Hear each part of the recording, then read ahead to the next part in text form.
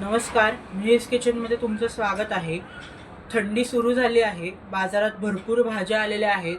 त्याच भाज्या वापरून आपण dhaba style veg hakka noodles करणार आहोत। त्यासाठी लागणारं साहित्य इथे मी चिंग्सच्या ready to cook hakka noodles घेतले आहेत। 1 चमचा बारीक चिरलेलं आलं, 2 चमचे बारीक चिरलेली लसूण, इथे 1 वाटी गाजर जुलियन्समध्ये कट करून घेतलेलं आहे, अर्धी वाटी शिमला मिरची ही देखील जुलियन्समध्ये कट करून घेतलेली आहे, कांदा थिनली स्लाइस करून घेतलेला आहे, टँगीनेससाठी 1 चमचा टोमॅटो केचप, 1 चमचा ग्रीन चिली सॉस, 1 चमचा डार्क सोया सॉस व पाऊण वाटी कांद्याची पात बारीक चिरून घेतलेली आहे।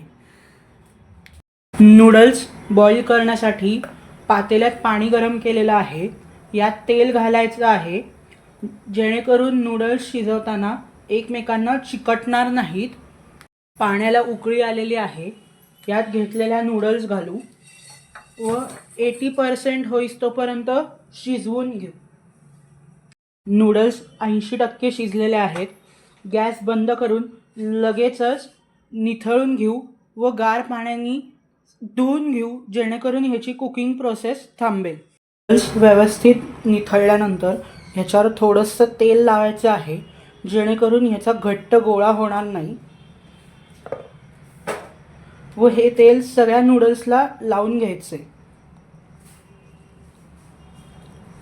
नूडल्स करण्याआधी आपल्याला सगळे सॉस एकत्र करून घ्यायचे आहेत।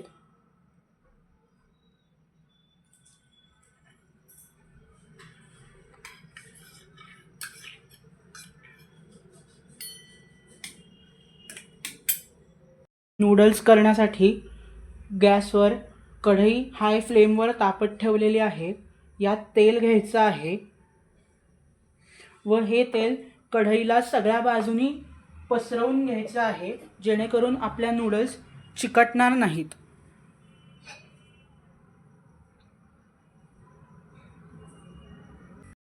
तेल व्यवस्थित तापलेलं आहे, यात घेतलेला लसूण, आलं हलकं सोनेरी होईस्तोपर्यंत हाय हीटवर परतून घ्यायचं आहे। लसूण व आलं हलकं गुलाबी झालेलं आहे, यात घेतलेल्या सगळ्या भाज्या घालू, गाजर, ढोबळी मिरची, कांदा व थोडीशी कांद्याची पात व 1 मिनिटासाठी हे मोठ्या आचेवर परतून घेऊ।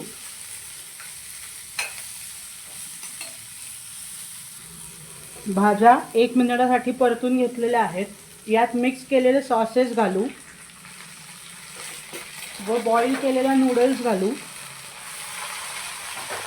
व एकत्र टॉस करून घेऊ।